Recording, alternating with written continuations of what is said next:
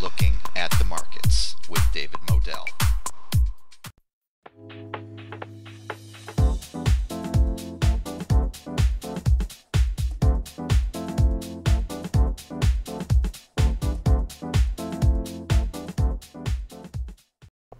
Welcome to Looking at the Markets with David Modell. I've got a super special guest today here on Looking at the Markets. He is Mr. J. Massey from Cash Flow Diary, located at cashflowdiary.com. You're going to want to click on that link in the description below this video. Let me tell you about Jay. He is a full-time real estate investor, entrepreneur, popular podcast host, author, speaker, coach, and all-around problem solver. Jay Massey is well known for providing best-in-class advice and strategies to help new and experienced investors the world over. Jay, welcome to Looking at the Markets. Thanks for having me. I am glad to be here. Yeah, I'm glad to have you here. All right. Looks like your studio is quite sophisticated. I like it. You know what, though? I wouldn't say that. You're in the business, too, so you got the good setup. Very cool. All right, so let's talk about the markets. And folks, if you're watching this, you're going to want to watch the whole video because we're going to cover a range of economic topics that are going to interest you. Now, since you are a full-time real estate investor, I understand that short-term rentals, that's really the place to be right now in real estate. Would that be accurate? Beyond accurate. What a lot of people are sleeping on is a giant behemoth of an opportunity. I mean, we all know that when innovation happens, chaos. I often say it this way: where there's chaos, there is cash flow. And when technology meets every industry, disruption occurs, and technology has met real estate in a very, very important way, and in two very important ways. And what has happened is that, you have the ability to generate twice, if not thrice, the amount of normal income you could without increasing the expenses. And what's really cool is that it can be leveraged in such a way that anyone can do it, especially those individuals who were previously precluded from being able to participate in the real estate world simply because they didn't have enough money for a down payment or credit. Anyone can do it, really. Does that mean that, what are the startup costs for doing something like this? And that's always like the first question, because everyone's like, but I got to buy the property. I got to do all this stuff. I totally understood. But I should give you some background to understand that while I myself am an operator, so we have a portfolio of these, what's also important to understand is that I have thousands of students worldwide and hundreds that are just focused on short-term rental right now. So we've got students all across the globe, from Canada to Russia to the Middle East to Korea, the good one, you know what I mean? The good Korea, and obviously in the U.S. as well. And startup costs range, especially once you start going into other countries. Now, if I'm going to stay U.S. specific, what I always tell people to do is just to budget $25 per square foot is going to be your startup cost. So what does that mean? If you're looking at a place that's 500 square feet, your startup cost is going to be $12,500. If you're looking at 1,000 square feet, it's going to be $25,000. If you're looking at something behemoth that's 2,000 or 3,000 or 4,000 square feet, apply the number appropriately. However, as you get better, what has happened for all of our operators, myself included, is that we know how to shave that number way, way down, often close to 30% off, if not 40% off that number, in order to be able to get a new unit up and going. Very good. All right, and this is something you teach over at cashflowdiary.com, how to, little tips on how to cut those expenses? Well, not only cut the expenses, but run it. And it's now it's all we teach. I mean, you got to understand, when I first started in the real estate world, we were squatting in bank-owned property. I couldn't walk and talk simultaneously. My wife couldn't eat or drink. And from that, we were, doing wholesale transactions. And then from that, we started buying and keeping houses. And from that, we did apartment buildings and commercial buildings and cell phone towers. We've done a lot of different things. And what it has come down to is that if I was to start all over again today, knowing what I know today about numbers and accounting and taxes and how it all works, short-term rentals is what I would do first, period, bar none. Never seen anything quite like it. Wow, short-term rentals. I'm going to have to look into that. All right. And before we leave this topic, I mean, what is the advantage of what's the advantage of short-term rentals over other forms of real estate investing? Got it. The biggest advantage is more income, because real estate investing, whether people realize it or not, it's a great wealth game. It's a horrible income game, especially while you still have the mortgage or any sort of leverage inside the actual property. So if you're looking for a source of income, real estate is probably not the best way to go unless you do some sort of active strategy, fixing and flipping, which is more akin to gambling than actually investing.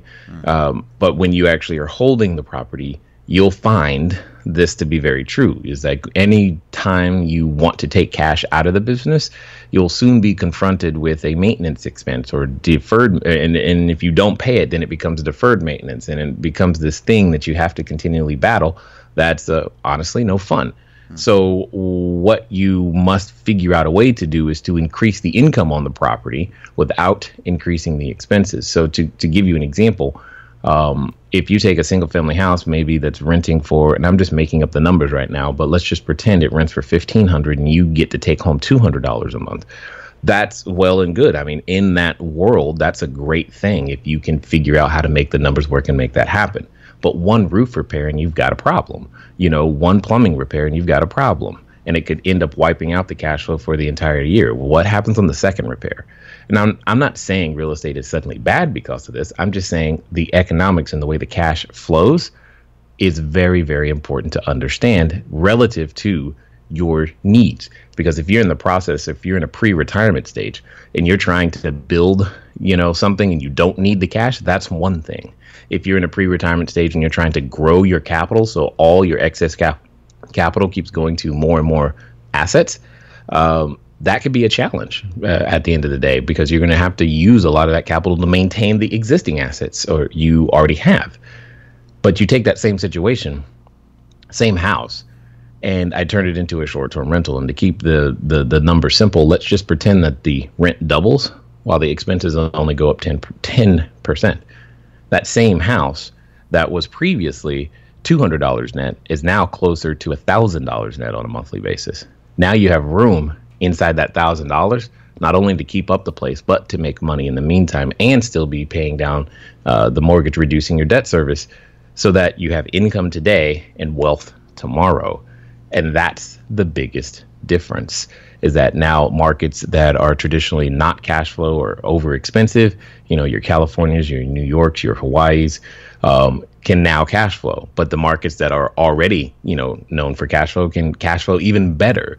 And what ends up happening is you have the ability to retire debt service or retire debt in a very short period of time, if that's what you want to do and build your equity, or you have the ability to actually produce an actual income stream that can sustain your life or lifestyle of others if you want to start providing jobs and build wealth simultaneously. I like the sound of that. I like the sound of income streams. I believe, and my audience, the listeners and viewers, believe in multiple income streams. Real estate can be one of them. Other ones could be, for example, precious metals. Are you, not to get personal, but are you a stacker of gold, silver, or anything like that? Do you believe in the precious metals markets? I'm a silver more than gold guy, and I am. I'm also into right now Bitcoin, and I'm looking for another one of those cryptocurrencies as well. Wow. Okay. All right. We could certainly get into that. Now, why silver over gold? Gold's a little bit more popular. I call silver the more volatile little brother of gold. Are you looking for those bigger moves? Why silver? Well, at the end of the day, when it comes down to it, it's why am I putting my money in those things? And what it comes down to, anytime, right now we're in the 15, 16s. Mm-hmm. So anytime we're near that price, it's like, it feels like a savings account to me at that moment. So I don't really necessarily feel the need to ever withdraw that capital. It's sitting there. It's a in case something happens, etc. account more than it is for profit motive. There is really no profit motive as much as it is a preservation of capital. So I learned a long time ago that sitting in cash is probably not good, because I may not have my full faith and credit in the United States government and their ability to manage their fiscal policy. So but for me, silver is the better way to do that, than necessarily gold. I'm not looking for the big money moves. Gotcha. I tend to agree that having some physical precious metals is certainly the better alternative than holding on to cash, Right. which, the value of which is deteriorating over the years at a rather alarming rate due to the central bank's money printing habits.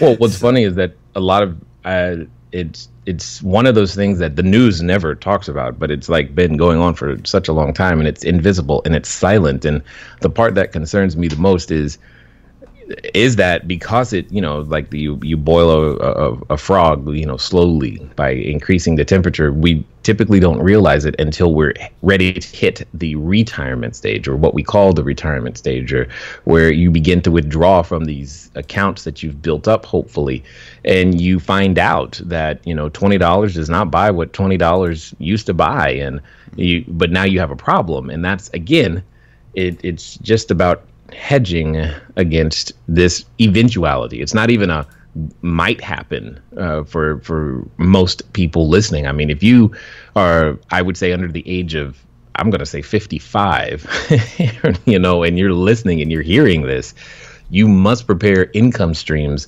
that are resistant to inflation. And if you don't, you got to challenge. And just because you have an income stream that's resistant, okay, cool. Now you also have to prepare your savings and any sort of monies that you're using for a defensive strategy. That also must be protected, because you can't let it sit and just become worth less over time. Yeah, makes sense. So wanted to talk about the cryptocurrencies. You touched upon that very briefly, and that piqued my interest. You even gave us a little bit of suspense there. You said, okay, Bitcoin and something else. Do you know what that might be, or what type of what it might be like? I've been looking at many different ones. But at the end of the day, what it comes down to is I'm looking for something that also has function that can be adopted, or that is being adopted very well, either corporately or with the layperson, if you will, so that I just don't want it to be just, Bitcoin feels like gold to me, in the sense that they function very similar. It's like, hey, there's this thing, it could kind of work, but it kind of doesn't. There's better ways of actually achieving this particular goal, and I'm looking for that option. Like, what is that? Which currency it is? I'm not really sure. I've looked at Ripple. I've looked at, of course, I've looked at Ethereum deeply. I've looked at a number of different ones, trying to find the one that actually I think is going to make some sense and also give some of that same protection, should something go less than I plan. Yeah. That makes sense. We're all on. I think a lot of us are on the hunt for the next one. That's I don't have it. No crystal ball. Sorry. I know that's what you were hoping for. You're like, maybe he found it. Yeah, no. I'm in the same boat. That's with okay. you guys. I hear but you. if you find it, you've got to share it. I mean, somebody's got to tell somebody before it becomes too late. There you go. Makes sense to me. Want to talk about the equities markets, the stock market, the major indices, the spiders, the Dows, the Qs. They all just keep grinding upwards. Sideways and up seems to be, since February, how we've been doing, regardless of headlines. We could, presidential tweets used to have an effect. Now they might put a dent in the markets for a day, maybe, and then right back up. What is going on, and is this sustainable? Sustainable, no. What's going on, though, is I would say it this way. The boy who cried wolf, right? You're familiar with the fable, right? You've got this kid who continues to say wolf, wolf, and oh my God, there's danger. The entire town runs and reacts and does something because, hey, a wolf is a problem. Until one day he keeps doing it because he's enjoying it, all right, for his own pleasure. And then one day he does it and there's actually a wolf there, and then nobody comes to rescue him, and well, we know how that ends. Right. This, to me, feels like that, because there was a time where what certain people in power said mattered more than others. We could take them at their word. We knew what to expect, and now it's none of that. So I think a lot of people are being forced to pay attention to other indicators and having to figure things out on their own, regardless of what's going on. But I would love for everything to continually go up, but that doesn't happen. And I mean, if it did, we would end up in a very interesting situation in which new people could never enter the market. And I don't know about you, but some of my best lessons have come when things have gone down. So at the end of the day, do I see it continuing in an upward trend? No. However, that doesn't mean there's still not value out there, and you have to go hunt for it now. You have to go look for it. You can't just randomly throw a dart at the end of the day, because if you're looking for something and you're not paying attention to the PE ratios or dividend yields or the things that actually matter, hey, is the company making money? Let's start with that. We've got some of those things to be concerned about, because we can't be just enamored with the latest unicorn or results that are coming out of a company that may not be fiscally or fundamentally sound. Just because it's making the headlines, again, it doesn't mean that it's making money. Yeah. Do you, and I'm not asking you to make any specific predictions, but do you expect, right now we're at Dow 25,000. Do you expect, it's crazy, right? Do you expect it to just keep marching upwards for the rest of 2018? Are we going to hit that 30,000 mark soon, or does this market deserve to have a correction, at least a 10%er, I think? What do you think? Well, absolutely. I would love for it to correct. Again, correction is where the lessons are. But at the same time, if you ask me about the Dow, if you had asked me, I don't know, 2, 3, even 4 months ago, would I expect General Electric to be gone? Did you see that coming? I don't know if anybody did. And so did they see that coming? Do you know what I'm saying? Yeah. That is so hard to say. Again, though, got to look at the fundamentals, because if that's, again, with a background in real estate, I'm always like, okay, is it producing cash flow? And when you start there, you can probably make better decisions as opposed to, some analyst's report. Gotcha. All right. And finally, if somebody said, okay, look, I'm getting closer to retirement age. Okay. I have saved up some money. I just don't know what to do with it. I don't know anything about real estate. It's just not my thing. What would you tell them? Learn. Okay. Because it has been proven for such a long time to be the thing that is again, I'm looking at inflation resistant, because your income needs to be adjustable with inflation, whatever it is, especially once you stop wanting to contribute your daily time to generating income, period. If you don't have something that can be adjusted with inflation, and I'm not talking about the government cost of living allowance. I'm not talking about that. I'm talking about actual adjustment to the real numbers of real inflation. Yeah. Then you have a problem. Your money will not last, period. I don't care how long or short you live. It just won't work. You must have something that is adjustable with inflation. And in real estate is the way to make that happen. And in my world, not only is real estate the way to make it happen, learning it through the eyes of short-term rentals is the fastest way to make it happen. And it's been the most easy transition point for all of the people that I've ever trained.